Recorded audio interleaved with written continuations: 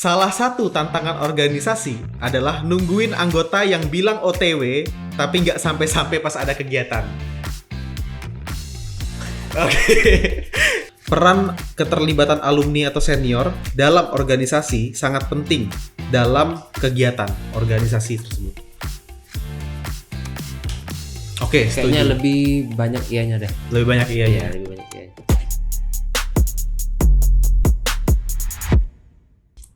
Hai semuanya, selamat pagi, siang, sore, atau malam. Kembali lagi di series Bemu Talk episode ketiga. Kembali lagi bersama aku, Aloysius Egi Sanjaya di sini, yang bisa kalian panggil Egi. Dan hari ini di Bemu Talk episode ketiga, kita kedatangan salah satu bintang tamu yang bisa dibilang berasal dari instansi yang kayaknya punya ikatan batin dengan kampus Universitas Katolik Musikaritas. Penasaran siapa orangnya? Ini dia.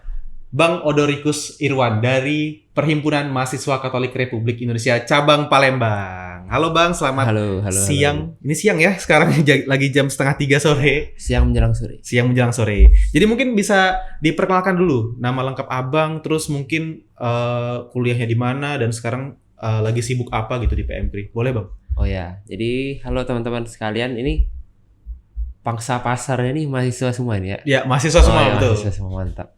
Jadi halo teman-teman UKMC, perkenalkan nama aku Odorikus Irwan.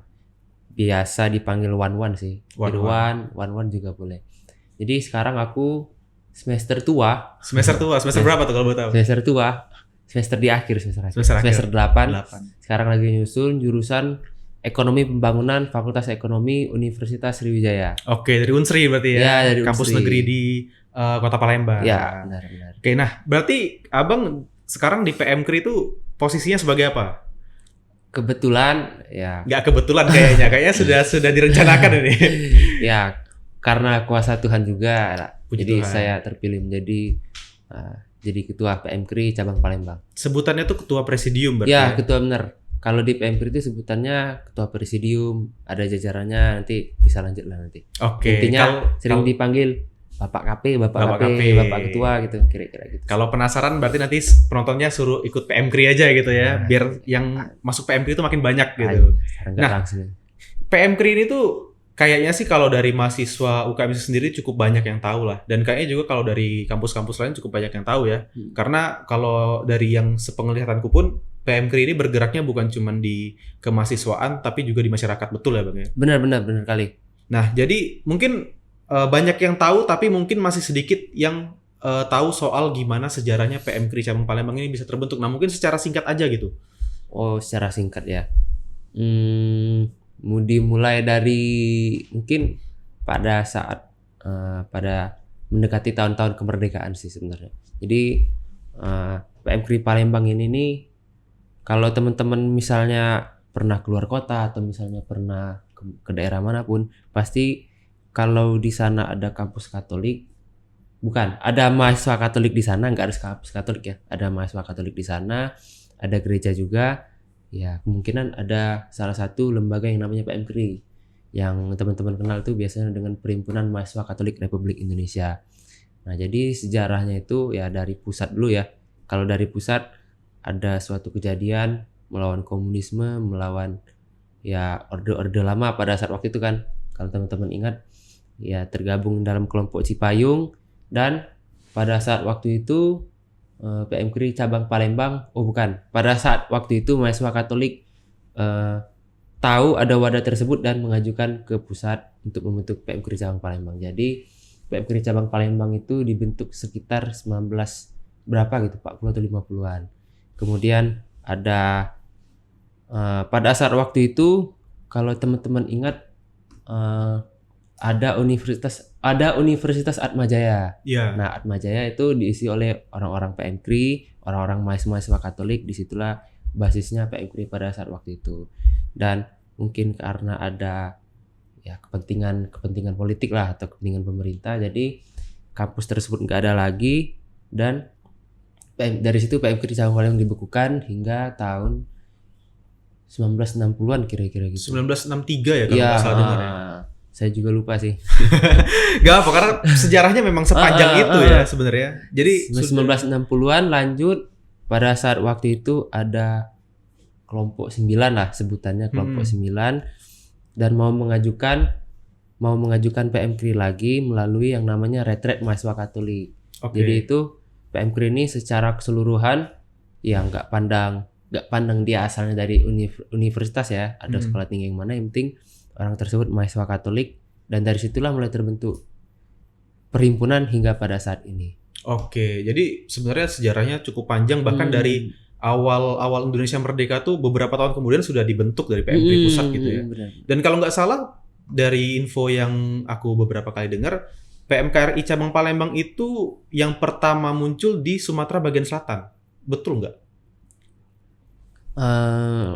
Kalau yang saya tahu ya, di Sumatera bagian selatan yang pertama kali itu cabang Palembang dulu. Cabang Palembang yang ada dulu. Kemudian cabang Palembang itu mulai menjajaki misalnya cabang Jambi, cabang Lampung, cabang Bengkulu. Jadi termasuk cabang Palembang ini cabang pertama kali yang ada di Sumatera bagian selatan. Benar.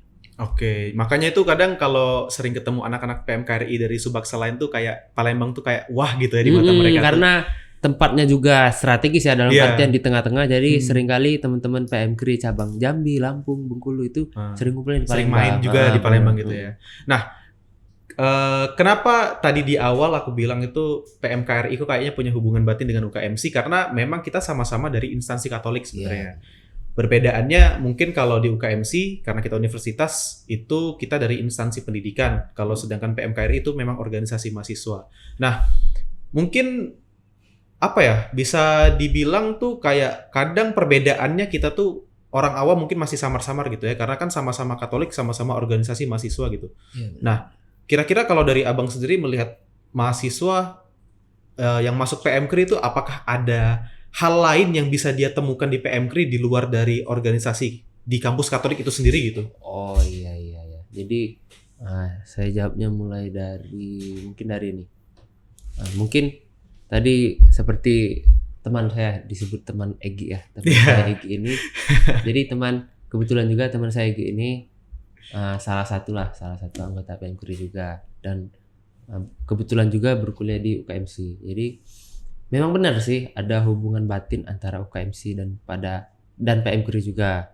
Dan secara nggak langsung ya, ini cara nggak langsung yang info yang saya dengar juga bahwa kampus UKMC ini termasuk ada orang-orang PMKRI juga yang turut membangunnya. Dan kalau nggak salah yang saya tahu bahwa misalnya kalau teman-teman ingat pada saat zaman reformasi itu tahun 98 itu termasuk kampus Musi ini yang paling bergerak keluar, maksudnya tempat kumpul base campnya PMKRI misalnya saat mau mengadakan aksi pada saat waktu itu. Jadi cara gak langsung punya hubungan batin juga. Tapi ya balik lagi sih sebenarnya dalam artian mahasiswa Katolik yang kita tahu nih, maksudnya ya sebagai mahasiswa nih mau bergerak ke arah mana. Kalau memang mau ya cari teman, bukan maksudnya masuk di UKMC bukan gak ada temen ya, bukan gak ada temen. Jadi tapi maksudnya ya kalau di PMKRI kan jelas ranahnya adalah organisasi kemasyarakatan mahasiswa. Jadi yang dimana itu bergeraknya ke arah masyarakat juga, dan ada internal juga, internal dalam artian gereja Katolik. Itu biasa dikenal dengan Pro Ecclesia Patria, demi gereja dan tanah air. Demi gereja dan tanah air. Ya, demi gereja dan tanah air. Jadi kira-kira gitu sih. Ya nggak seluruh mahasiswa Katolik itu masuk PMKRI ya, maksudnya kan banyak wadah lain dalam artian ya kalau memang wadahnya mau internal gereja ada OMK, kalau memang mau di eksternal gereja itu ada PMKRI, dan termasuk UKMC juga ya. Kalau memang mau berkuliah di UKMC ya nggak harus ada tuntutan untuk masuk PMKRI juga, tergantung minat dan minat dan tergantung kemauan kemauan masing-masing juga. Dan apa sih yang bisa didapetin dari misalnya masuk PMKRI? Saya itu masuk PMKRI dari tahun 2022 hingga tahun 2025. Jadi 3 tahun ya. 22, 23, 24, 25. Saya sudah 3 tahun masuk PMKRI dari saya awal semester 2 kalau nggak salah. Jadi yang saya dapatkan itu sebenarnya sama kayak organisasi yang lain. Pertama pas dapat teman, karena dapat teman baru. Ya mungkin ruang lingkupnya lebih luas karena PMKRI ini nggak hanya Unsri doang, nggak cuman Unsri saja, tapi ada yang dari misalnya dari UKMC juga ada, 3D nanti juga ada, MDP juga ada. Jadi mencakup seluruh kampus di Kota Palembang. Jadi enaknya di situ sih, maksudnya bisa kenal ini. Oh ya, ada Polsri juga. Jadi bisa kenal banyak mahasiswa Katolik dari berbagai universitas. Nah, itu pertama. Nah, yang kemudian kedua itu kita tuh nggak hanya kenal dalam internal Katolik sih sebenarnya. Kita juga kenal dengan beberapa ormas mahasiswa yang agama lain. Misalnya dalam PMK ini kan masuk dalam kelompok Cipayung, baik itu Cipayung biasa maupun Cipayung Plus. Apa itu Bang Cipayung itu kalau Jadi boleh tahu? Cipayung itu yang saya katakan tadi kayak kelompok yang terdiri dari berbagai organisasi mahasiswa, organisasi masyarakat mahasiswa yang isinya itu ada PMKRI salah satunya, PMII, GMNI, GMKI, PMII, HMI, PMI yang Islam ada dua, PMI, HMI, GMKI, PMKRI, GMNI. Nah, jadi Cipayung itu termasuk yang membantu pergerakan reformasi pada Orde Lama pada saat waktu itu. Jadi ya istilahnya untuk memberantas komunis lah, karena ada kegelisahan yang sama, makanya terbentuklah itu dan menurun hingga sekarang. Jadi kami itu sering berkolaborasi, baik itu misalnya ada acara apa, kegiatan apa. Jadi ruang lingkup perkenalannya nggak cuman doang di internal Katolik, tapi bisa kenal juga dari teman-teman HMI, PMI, GMKI juga.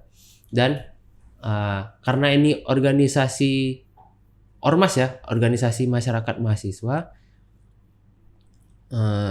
gak cuman kenal mahasiswanya juga sih, kita bisa maksudnya karena ini nih mahasiswa ini merupakan mitra strategis pemerintah, jadi bisa kenal juga dengan beberapa pejabat, misalnya seperti gubernur itu sendiri, wali kota, ada kepolisian juga, ada tentara juga, karena pergerakannya ya selain kaderisasi, ada pergerakan politik dalam artian yang politik baik lah, karena politik itu kan gak mulu-mulu tentang pemilihan presiden ini ya. Politik itu kan bagaimana cara kita mempengaruhi orang dalam artian yang baik ya. Kalau dalam artian yang buruk yang mungkin teman-teman sering lihat begitu.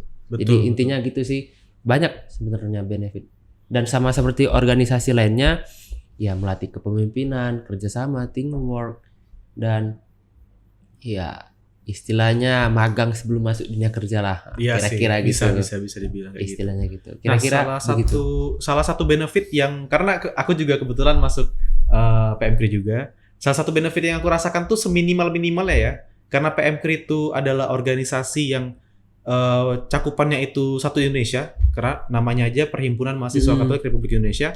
Jadi bahkan di Sumatera bagian selatan pun cabangnya banyak gitu. Dan kita minimal bisa kenal sama mereka. Jadi kita nggak cuma kenal yang di satu kota, tapi bahkan yang di kota lain pun bisa sampai deket gitu ya. Jadi hubungannya itu sangat oke dan sangat luar biasa lah gitu. Iya. Nah, asiknya gitu sih. Misalnya aku nih PMKRI, anggaplah tiba-tiba terjebak di suatu kota apa misalnya di Makassar atau misalnya di Manado, tiba-tiba terjebak lah.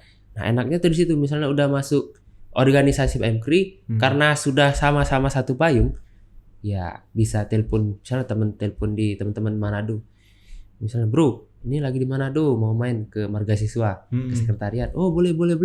Jadi karena sama-sama PMKRI itu ya udah kayak nggak kenal batas lagi sih. Misalnya kita bingung mau tidur di mana ya, kita telepon teman tinggal ke sekretnya aja ya. Jadi gampang cari kemana-mana. Jadi karena ada hubungan fraternitas antara anggota, baik itu antar cabang juga, jadi nggak membatasi untuk kita bagaimana berjejaring juga sih sebenarnya. Oke. Nah, tadi Abang ada sempat bilang fraternitas. Kayaknya ini bisa lanjut ke situ. Jadi kalau di kampus UKMC itu kami ada slogan, itu bukan slogan, ini lebih tepatnya apa ya? Kayak slogan sekaligus cara kami menghidupi jiwa kami di kampus itu sendiri. Kami itu ada yang namanya Umar Cika, unggul, bermartabat, dan cinta kasih. Nah, kayaknya tuh di PMKRI itu ada tuh semacam kayak gitu juga tuh. Kalau nggak salah ada namanya 3 benang merah tuh, Bang. Nah, mungkin bisa dikasih tahu, kalau nggak salah tadi salah satunya adalah fraternitas. Dan mungkin selebihnya mungkin bisa diceritakan gitu. 3 benang merah tuh apa aja? Oh, jadi PMKRI bergerak itu ada sebutannya, kami nyebutnya itu ada 3 benang merah. Ya, benangnya warna merah Bukan. Ada banget benangnya warna merah gitu. Nggak secara harfiah sih. Harfiah, oke. Ya, ada poin penting, ada 3 benang poin penting yang kami lakukan, yang kami gerak selama ini dari dulu maupun sekarang. Yang pertama itu ada fraternitas, ada kristianitas, ada intelektualitas. Jadi sebenarnya 3 ini tuh saling melengkapi. Kalau fraternitas ya bagaimana kita mencoba merangkul, bagaimana coba kita berkomunikasi dengan teman-teman internal kita sendiri. Misalnya mau ngobrol-ngobrol asik, baca buku bareng, ya mau pergi kemana bareng. Ya fraternitasnya itu ada benar-benar bagaimana kita bersaudara dalam situ sih. Nah di sisi lain itu juga, ya kami juga nggak lupa sama iman kami sendiri dalam arti Kristianitas. Jadi kami bergerak pun sebenarnya nggak berdasarkan idealis kami juga, ya. Bahkan di organisasi kami sendiri itu melarang adanya pergerakan yang bersifat politik praktis. Nah, contohnya jadi, misalnya? Ya misalnya masuk partai politik. Nah itu nggak boleh. Oh, Nggak boleh. Karena sesuai peraturan yang ada dan sesuai keyakinan kami juga bahwa kami ini benar-benar organisasi yang independen, yang istilahnya mau membela kebenaran lah, yang berpihak pada masyarakat yang tersingkir gitu, yang populis. Jadi ada kristianitas di situ, dalam artian ya bagaimana kami memegang teguh iman kami. Kami bergerak juga berdasarkan iman kami juga. Misalnya ada isu tentang lingkungan, nah ada cocok tuh. Misalnya ada dokumen gereja dari Paus Fransiskus kemarin yang membahas tentang Laudato Si. Nah itu kan cocok. Ya jadi kami bergerak keluar juga. Ada pegangan iman kami juga, ada dokumen gereja juga Laudato Si. Jadi kami bergerak sesuai arahan dogma-dogma, ya bisa dibilang dogma ya, dari ajaran-ajaran gereja itu sendiri, cinta kasih dan lain-lain. Dan terakhir ada intelektualitas. Nah sebenarnya ciri setiap mahasiswa itu ya bukan hanya PMKRI sih, ya setiap mahasiswa itu adalah intelektualitasnya. Nah, jadi kami benar-benar mencoba memegang teguh dari intelektualitas ini, dalam artian misalnya ini kita belum ngomong dalam formal ya, maksudnya cuman sekedar ngobrol pun kita diskusi, maksudnya ada isu lokal, ada nggak harus yang berbau politik ya, bagaimana menanggapi masalah yang ada. Misalnya ada permasalahan ya kita diskusi, kok gini, oh ya harusnya gini ya. Jadi gini. Nah intelektualitasnya itu bahkan mengakar dalam ya kehidupan sehari-hari juga. Kalau di formal juga ada diskusi, baik itu dengan beberapa pastor, beberapa senior. Jadi benar-benar bagaimana cara melatih kami berpikir kritis, terutama karena mahasiswa kan dikenal dengan kekritisannya. Jadi ada intelektualitasnya di situ. Oke, jadi itulah ya 3 benang merah yang memang bisa dibilang jadi jalan pedoman hidupnya anggota-anggota PMKRI bisa dibilang ya. Jadi ada 2, ada yang pertama yang penting banget itu ada Pro Ecclesiat Patria, demi gereja dan tanah air. Kemudian ada 3 benang merah itu. Itulah ya 2 pegangan anggota PMKRI yang dari mana-mana selalu dipegang sama mereka supaya bisa dibilang proses mereka dalam menjalani kehidupan sebagai anggota PMKRI ya memang didasarkan pada niat baik dari 2 hal itu tadi. Dan ini juga sih cara membedakan istilah bahasa Palembang itu biar ciren yang mano anak PMKRI itu sebenarnya mudah, teman-teman sekalian. Cak mano jadi. Jadi kalau misalnya teman-teman dan Bapak Ibu sekalian lihat ada yang pakai baret merah ini, kalau cuman pakai baret merah doang kan mungkin dikira tentara ya. Tentara bisa jadi. Tapi ciri khasnya ada di bol kuning ini, teman-teman. Nah, jadi bol kuning ini menggambarkan situasi keadaan dunia, dan merah ini menggambarkan kayak kita memperjuangkan tanah air ini. Kira-kira gitu. Jadi membedakannya gitu. Bahkan beberapa orang pun misalnya kalau kita ketemu sama teman-teman Cipayung ya, teman-teman ormas yang lain, kalau kita udah pakai ini, oh dari PMKRI ya. Jadi benar-benar baret merah ini dan bol kuning ini sudah jadi ciri khas. Melekat banget ya. Iya, ciri khasnya PMKRI banget gitu. Kira-kira itu sih yang paling memudahkan. Ya, sih. Mungkin orang mengiranya lucu atau gimana, agak aneh ya kok ada bol kuning ya. Bahkan ada yang bilang kalian tuh lucu loh, ada bol kuningnya. Ada yang bilang kayak topi pramuka. Ya, tapi sebenarnya maknanya tuh lebih dari itu. Iya, dalam banget sebenarnya maknanya.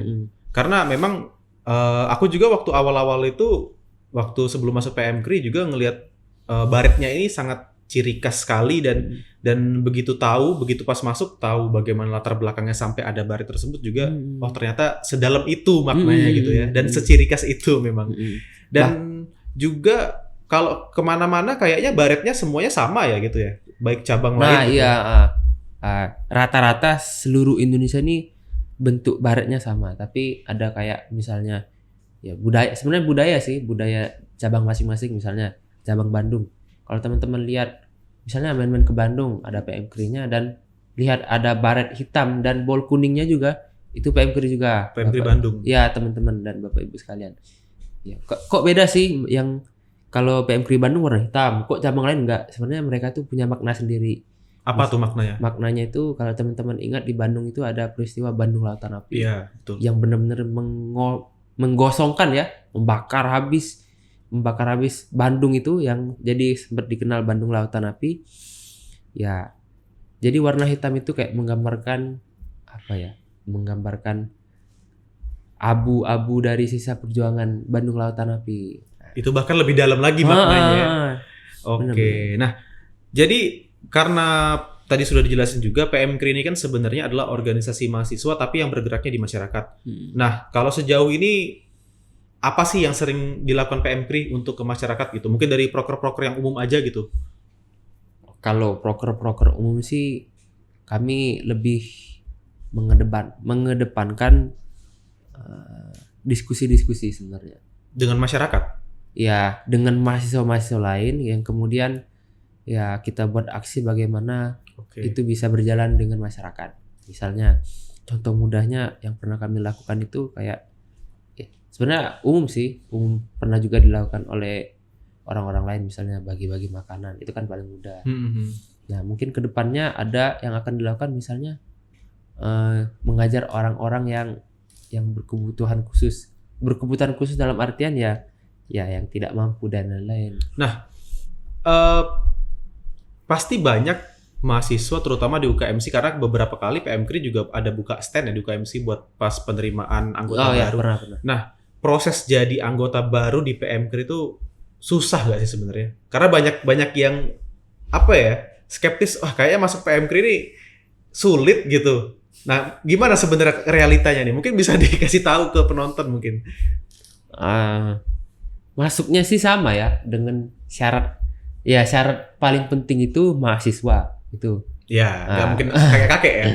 Syarat pentingnya itu mahasiswa, kemudian ya Katolik sebenarnya yang diutamakan. Tapi pernah ada juga dulu itu kejadian yang ya Kristen juga pernah masuk, teman-teman Muslim juga pernah Berarti masuk. masih boleh ya masuk? Masih boleh, tapi ada batas-batasan khusus yang teman-teman non Katolik yang nggak bisa masuk dalam bagian apa gitu misalnya. Nah, ada bagian-bagian tersebut.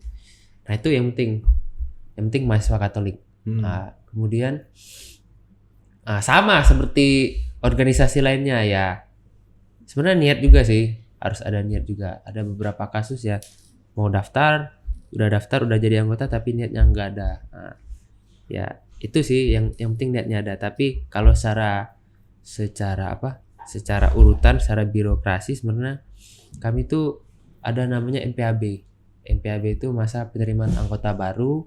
Jadi kami buka pendaftaran nanti di tahun ini ya, ini di sekitar bulan Agustus atau Oktober atau September lah. Iya. Nanti ada bakal ada bukaan. Kalau teman-teman yang lain mau masuk juga boleh. Nanti kami buka, kami adakan MPAB namanya. MPAB itu masa MPAB masa penerimaan anggota baru. Mas, potong lagi. Ya, mana. Masa penerimaan anggota baru. Aku nak ngomong pengenalan. Masa penerimaan anggota baru. Jadi ya dikumpulkan, dikenalkan apa itu PM Kri, ada bidangnya apa, visi misinya apa, bergeraknya bagaimana. Ternyata PM Kri ini dikenalkan. Pokoknya dari awal sampai habis dikenalkan bagaimana PM Kri. Nah, kemudian misalnya udah lulus MPAB, itu diterima menjadi anggota muda. Nah, anggota muda ini ya sebatas apa ya, kalau dibilang bahasa organisasinya itu masih staf muda gitu. Iya, staf muda. Di staf muda ada tahapan selanjutnya lagi untuk menjadi anggota biasa. Itu namanya Mabim. Masa bimbingan. Ya, masa bimbingan. Isi dari MPAB dan Mabim itu ya agak beda sih. istilahnya MPAB kan masih pengenalan. Jadi Mabim ini kayak tingkat lanjutnya lah, ada standar-standar yang harus dipenuhi, misalnya bagaimana kita menganalisa situasi sosial, bagaimana kita tahu ASG ajaran sosial gereja kan, yang termasuk ya cara berpikir kita, cara kita menggunakannya juga, ada ASG juga, dan ada banyak materi-materi yang lain. Dan tentunya nggak materi juga, nggak tentu semuanya materi, ada kegiatan kayak ekskursi sosial misalnya, bagaimana kita terjun ke masyarakat, kita bantu kerja seharian, dan kita paparkan isu-isunya apa, keluh kesahnya apa, masalahnya apa, dan solusinya apa. Kira-kira gitu. Nah, itu tahapan Mabim. Kalau Mabim udah lolos, nah, dan bakal diangkat menjadi anggota biasa. Anggota biasa. Jadi, misalnya udah lolos Mabim, pasti dapat baret warna merah ini. Sudah resmi jadi anggota. Sudah resmi jadi anggota. Jadi anggota biasa lagi, nggak jadi anggota muda. Tapi sebenarnya anggota muda dan anggota biasa itu yang membedakannya adalah, ya kalau dilihat secara kasat mata mereka nggak pakai baret kalau anggota muda. Iya. Kalau anggota biasa kan pakai baret. Nah, intinya gitu. Di PMKRI itu ada berapa jenjang anggota sih kalau? Jadi kita lanjut ya. Abis tadi MPAB pertama, penerimaan, ada masa bimbingan, kemudian ada tingkat kaderisasi. Kami sebenarnya kaderisasi sih. Ada tingkat kaderisasi selanjutnya yang namanya itu LKK. LKK itu apa tuh singkatannya? Latihan kepemimpinan kader. Jadi tingkat lanjut dari Mabim tentunya, dan sebenarnya bukan hanya sekedar kayak kaderisasi biasa. Ini benar-benar tingkatan yang kayak istilahnya kalau di sekolah tuh, kau sudah kelas berapa? Nah, nah, jadi istilahnya kalau lulus MPAB masih kelas 1, lulus Mabim masih kelas 2. Nah, LKK ini istilahnya kelas 3-nya. Kelas 3-nya. Jadi tingkat lebih lanjut dari Mabim, ya isinya mungkin lebih expert daripada itu. Bagaimana ya, bahkan kalau dulu itu benar-benar kayak kita tinggal live in di masyarakat, tinggal ya bagaimana materi-materi yang lebih expert, yang bahkan ada diskusi yang bahkan yang saya pernah ikut itu yang kayak pusing banget.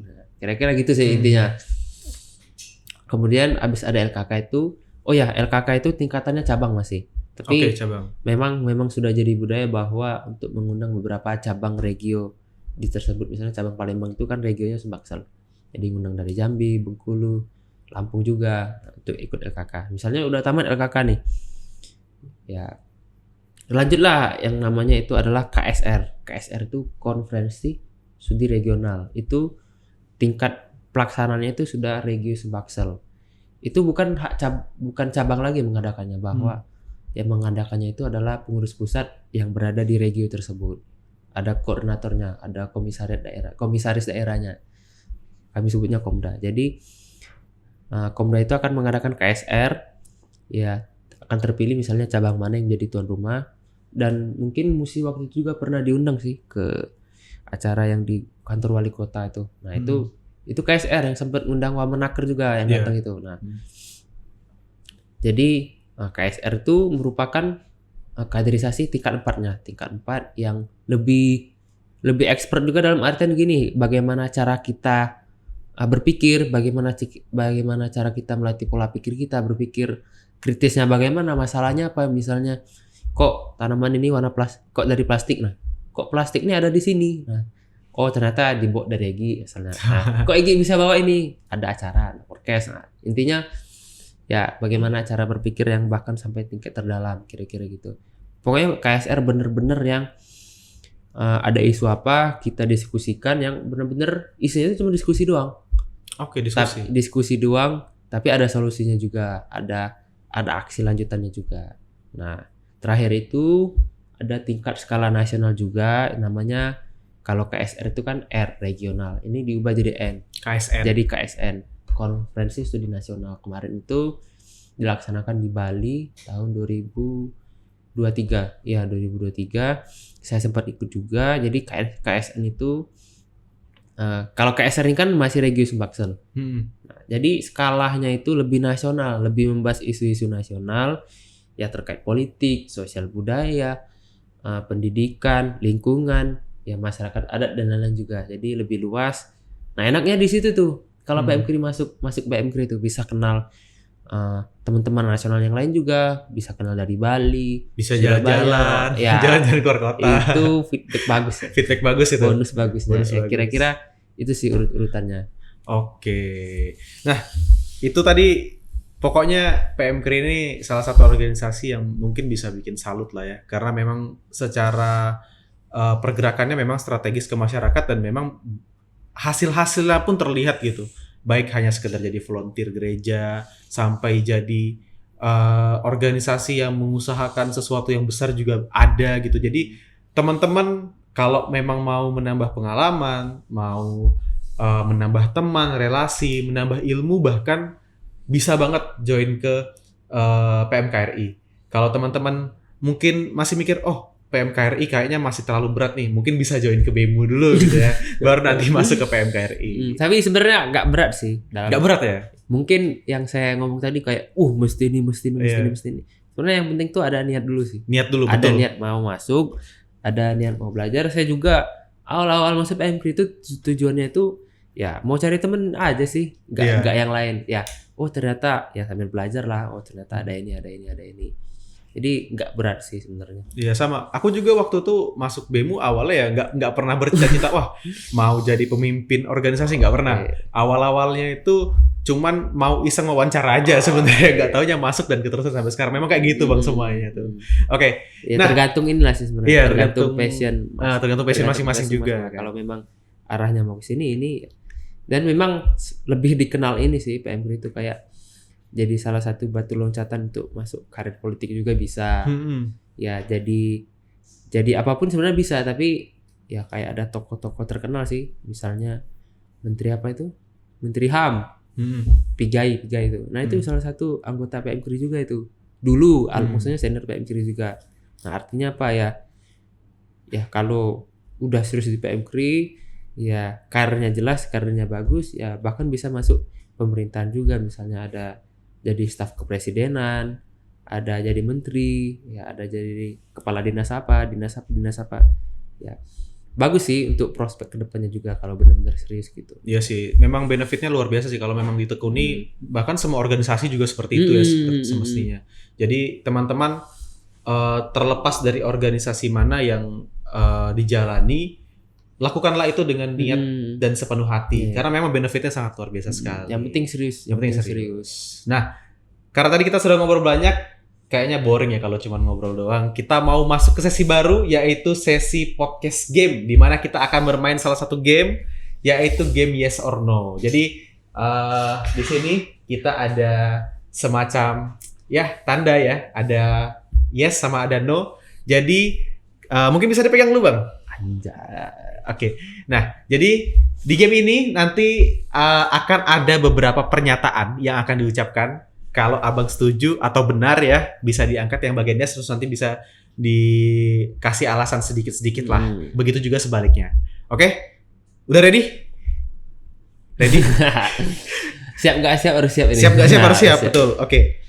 Jadi ini ada 5 pernyataan. Kita mulai dari yang ringan-ringan dulu aja. Oke, pernyataan yang pertama.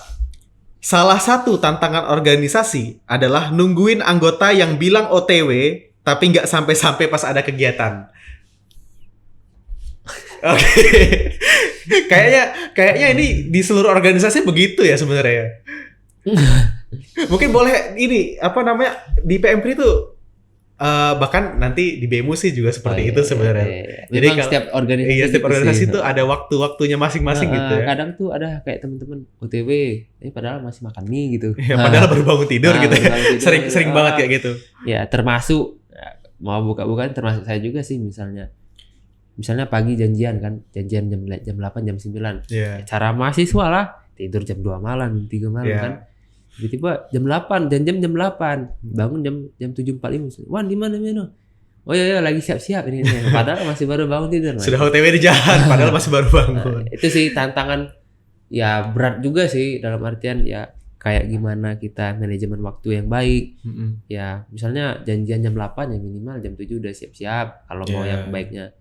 Sering terjadi, bukan berarti PMKRI ini baik terus ya, ada kelemahannya juga sih. Ada plus minus sebenarnya. Iya, misalnya mulai jam 4 sore misalnya.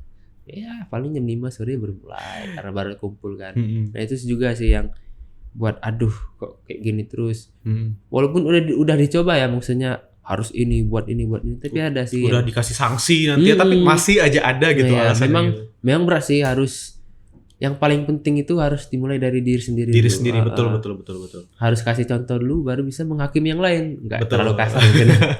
Terlalu kasar ya. Nasihatin yang lain lah biar sama-sama enak gitu kan. Iya sih, karena memang disiplin waktu juga penting ya. Mm-mm. Oke, kita lanjut ke pernyataan yang kedua. Nah, ini mungkin pernyataannya agak mikir sedikit. Mengurus internal lebih penting daripada mengurus eksternal. Setuju gak? Mengurus internal Ya, lebih penting daripada mengurus eksternal. Oke, kenapa? ini sih kenapa lebih penting, karena kita mau bergerak eksternal pun tentunya butuh internal kan. Ya, betul. Iya. Jadi kalau misalnya kita lebih fokus ke eksternal tapi kita nggak ada anggota, ya sama aja bohong kan. Nggak ada yang ngejalanin juga. Nggak ada yang ujung-ujungnya. ngejalani. Roda pergerakan regenerasinya pun nggak ada juga. Iya. Jadi kalau menurutku ya harus balance juga. Kalau emang nggak bisa balance, paling nggak ada porsinya masing-masing, misalnya apakah 60-40, apakah 50-50, dan apakah kalau memang sanggup harus 100% gitu. Ya, harus maksimal semua. Maksimal semua, tapi ya penting juga sih internal dalam artian ya eksternal kan, kalau kita mau bergerak ke eksternal itu kan ya kayak punya first impressionnya masing-masing. Kalau kita sepi, kalau kita telat terus, kalau kita yang bagaimana ya kesannya kan buruk. Nah, jadi bagaimana kita bangun, mumpung di internal ya kita bangun internal yang baik dulu. Kalau memang terjadi yang buruk-buruk di internal ya yang cuma tahu kan internal doang kan. Jadi yang penting internal itu kompak. Yang penting internalnya itu kompak dulu, bagus dulu, baru ya bebas, banyak cara untuk membangun internal yang baik, misalnya dari kumpul bareng, ya duduk bareng, bakar bareng, makan bareng kan, diskusi bareng, misalnya udah kompak, main futsal bareng udah kompak dan lain-lain, ya baru nih kita kan organisasi PMKRI mau keluar, kita buat ini yuk, ini yuk, kira-kira gitu ya. Lebih gampang ngajaknya juga, dan eksternal pun juga mereka kadang nge-analisis dulu internal organisasinya gimana. Kayak misalnya stakeholder, kalau misalnya kita mau ngajak kerjasama, pasti mereka cari tahu dulu kan. Jadi nilai jual. Iya, jadi nilai jual sebenarnya. Benar. Oke, berarti kita sependapat lah. Aku juga sama lah kurang lebih. Tapi harus beriringan juga. Harus balance ya, lah sebisa beriringan penting juga. Oke, kita lanjut ke pernyataan nomor 3. Ini bisa jadi penting, bisa jadi lucu. Evaluasi kegiatan adalah ajang untuk mencari kesalahan panitia. Evaluasi kegiatan adalah ajang untuk mencari kesalahan panitia. Mungkin bullshit ya, Iya. Tapi saya Oke, kenapa? Sebenarnya bukan kesalahan dari panitia sih. Kalau pernyataannya adalah evaluasi itu jadi ajang cari kesalahan panitia, berarti terlalu subjektif berarti kan. Iya. Artinya kayak mencari kesalahan, misalnya kok nggak pakai sepatu kan. Iya sih. Memang objektif sih, tapi kan ya kok kamu nggak potong rambut sih. Nah, itu kan terlalu subjektif kan. Nah, kira-kira nggak bener juga sih. Jadi evaluasi itu ya membahas ya kurangnya apa yang terjadi, misalnya terjadi kesalahan yang bersifat objektif ya, walaupun nyenggol dikit-dikit yang bersifat pribadi ya, tapi kan kalau di PMKRI itu berusaha menekankan begini sih ya, memang kalau di evaluasi itu ya kita boleh bebas ngomong, kau nih bla bla bla bla bla ya, tapi kan pada akhirnya ya di luar dari evaluasi kan sama-sama balik teman lagi gitu. Ya tadi kan cuman mengkritik, oh kamu kinerjanya salahnya di mana, yang dikritik itu sebenarnya bukan pribadinya, kinerjanya bagaimana, apakah cuman duduk doang, apakah cuman gawenya nguduk doang di luar. Nah itu kan yang dikritik kinerjanya, bukan pribadinya. Jadi yang sering terjadi oleh teman-teman itu, dan nggak dibilang benar juga sih, nggak dibilang salah juga, harus apa? Harus balance juga, harus beriringan juga. Tapi ya yang kita kritik itu lah kinerja intinya gitu. Ya bukan jadi ajang ini sih Mencari kesalahan, iya, ya. cari kesalahan sebenarnya. Karena evaluasi juga sebisa mungkin dilakukan dengan cara yang profesional. Iya, sebenarnya. profesional. Tapi kalau emang perlu ada penegasan ini ya, itu sebenarnya manusiawi sih. Iya. Namanya kan dinamika organisasi. Dan kadang juga nggak heran kalau misalnya kebawa sampai personal gitu ya, karena kadang di organisasi kalau ada ribut ya bawa ke hati tuh sebenarnya normal. Sebenarnya. Manusiawi sih. Manusiawi. Ya, tapi kan disitulah sih kayak gimana kita dilatih di organisasi. Nah, itu yang penting. Magang sebelum kerja Magang sebelum kan. kerja ya. Iya, nanti di dunia kerja lebih parah bisa jadi. Bisa jadi. Bisa lebih parah. Kena marah oleh bos misalnya kan, masuk hati resign. Dan bahkan kita nggak bisa protes kadang. Nah, iya. Kalau di perusahaan. Mending di organisasi. Iya, masih bisa ngomong. Iya, masih bisa ngomong. Nah, dari situlah sih yang dilatih. Profesionalismenya ya, kita selain kita mengkritik juga ya, kita harus melatih bagaimana kita dikritik juga. Kan kita mengkritik itu belum tentu sempurna. Betul. Jadi ya kita sadar aja sih ya. Oh, ternyata salah aku di sini-sini. Oh, kayaknya kedepannya mesti gini sih. Nah, dan bagaimana juga ya membangun, tujuannya kan bagaimana membangun acara yang baik, membangun organisasi yang baik. Jadi ya mengkritik pun ya harusnya sih kamu tuh butuhnya dari atas, nggak dari belakang orangnya. Nah, misalnya kan demi kepentingan organisasi kan. Nah, kira-kira gitu sih sebenarnya. Oke, setuju. Kita lanjut ke pernyataan selanjutnya. Ini kayaknya nggak semua organisasi merasakan, tapi kayaknya di PMKRI ada. Peran keterlibatan alumni atau senior dalam organisasi sangat penting dalam kegiatan organisasi tersebut. Peran keterlibatan alumni atau senior dalam organisasi sangat penting dalam kegiatan organisasi tersebut. Oke, setuju. Kayaknya lebih banyak iyanya deh. Lebih banyak iyanya. Iya, lebih banyak iyanya. Walaupun ada enggaknya juga sih sebenarnya. Sebenarnya tergantung seniornya juga, karena ada beberapa senior yang memang agak kurang enak gitu ya kalau mau diajak kerjasama gitu. Tergantung orang sebenarnya. Jadi keterlibatan di PMKRI ya, maksud keterlibatan dalam artian kayak gini sih. Jadi kayak apa?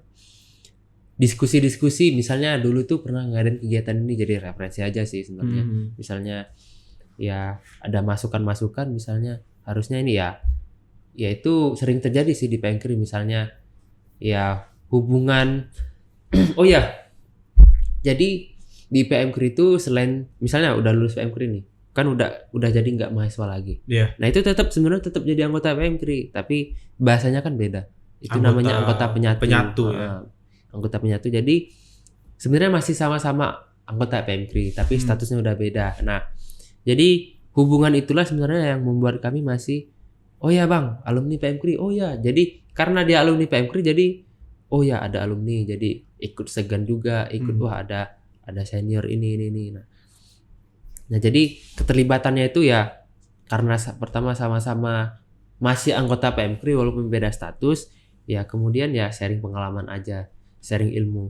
Alumni itu kan ya bisa dibilang secara hitungannya dia yang udah lama hidup daripada kita kan. Iya, pengalamannya lebih duluan daripada kita. Bahkan ya apakah misalnya ya dia dokter apa-apa ya kira-kira gitulah kan. Jadi sebenarnya sharing ilmu aja sih, konsultasi harusnya bagaimana, bahkan ya untuk mendukung acara juga ya beberapa juga pernah gitu, dalam artian jadi pemateri misalnya, ya solidaritas dalam artian mau apa gitu, kira-kira gitu sih. Jadi donatur juga kadang bisa ya, sekali ngasih uang ya sekali 2 kali lah. Ya walaupun dalam tanda kutip yang bagaimana gitu. Iya. Ya tapi yang buat sebenarnya yang buat beda dengan PMKRI dengan organisasi yang lain juga ya, mungkin ada juga yang sama kayak HMI, PMI dan lain-lain. Ya seniornya itu kayak masih solid gitu, dalam artian ya yang kayak saya tahu juga, oh PMKRI tahun berapa, seangkatan bahkan karena satu angkatan tersebut ya bahkan sampai tua pun masih sering ngumpul gitu. Nah itu enaknya sebenarnya yang buat saya, oh gila keren juga, misalnya udah lulus PMKRI tapi masih ngumpul juga, misalnya udah sampai tua kadang yang masih ngumpul diskusi, ya itu sih sampai yang tua masih tetap dikenang juga masih gitu dikenang ya? juga dikenang. Aku nih pernah PMKRI ini ya, habis itu sharing ilmu lah sama adik-adik yang baru ini juga. Oke. Nah kita ke pernyataan yang terakhir, ini agak lucu tapi mungkin kalau didengarnya sama orang Katolik mungkin bisa jadi benefit tambahan. Pernyataannya gini, PMKRI selain jadi tempat mencari ilmu dan pengalaman, tapi juga bisa menjadi tempat mencari jodoh. Oh ya.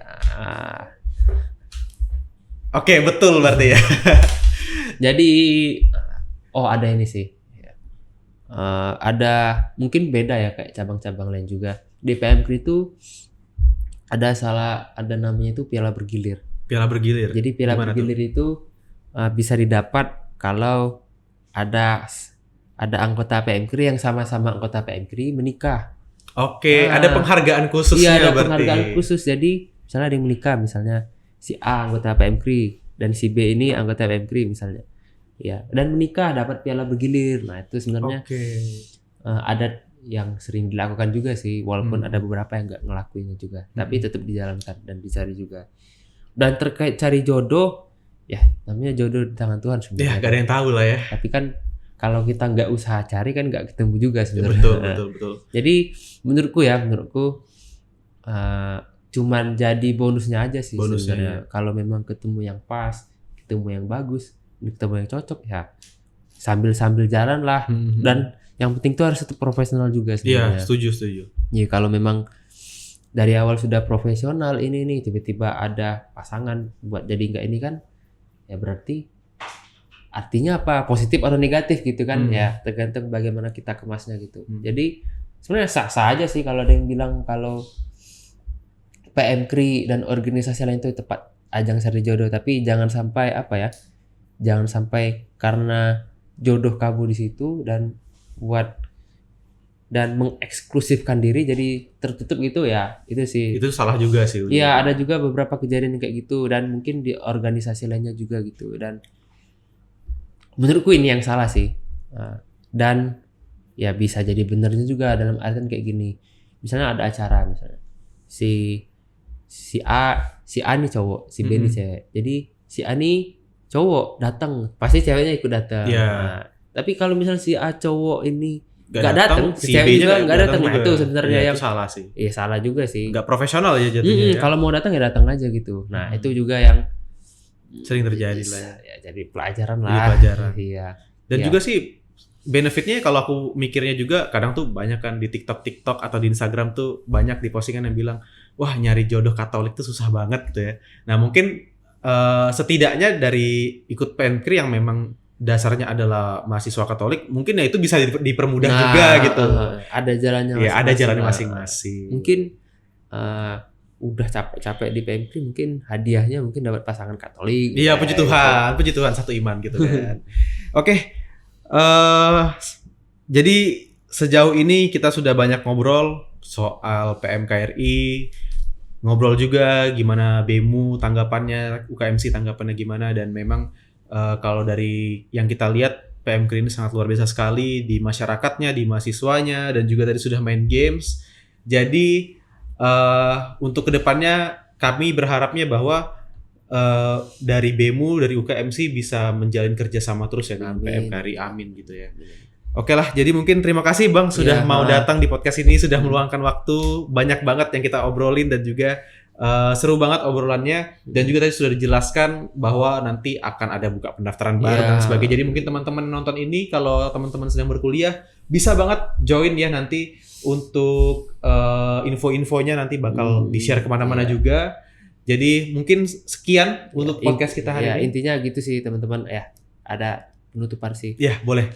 Bukan berarti apa ya terkhusus dari teman-teman musik juga ya, bukan berarti dengan kehadirannya ada PMKRI, memang udah ada PMKRI dari dulu udah ada, bukan berarti mau mengharuskan masuk juga ya. Menurut ya punya porsinya masing-masing sih, punya ranahnya masing-masing. Kalau teman-teman memang berniat mau ya terjun langsung ke masyarakat, ke pemerintahan dan lain-lain, ya PMKRI ada jalannya masing-masing gitu ya. Kalau memang teman-teman belum merasa cocok dan nggak ada niatan ya nggak apa-apa juga sih. Tapi kan yang penting kita sama-sama belajar gitu. Betul. Jadi intinya ya kalau ada bukaan teman-teman mau masuk ya boleh juga. Kalau memang ada mau yang didiskusikan, mau ngobrol atau ada yang dikolaborasikan, yang penting kita sama-sama kolektif kolegial gitu kan. Oke. Kira-kira gitu. Oke, baiklah teman-teman, mungkin sekian untuk Bemu Talk episode ketiga kali ini. Sungguh luar biasa sekali, kita kedatangan tamu yang juga luar biasa. Dan kalau begitu stay tune terus di YouTube-nya Bemu KMC, dan jangan lupa juga untuk like, share, komen, dan subscribe. Sampai ketemu di Bemu Talk episode selanjutnya. Dadah. Terima kasih, dadah.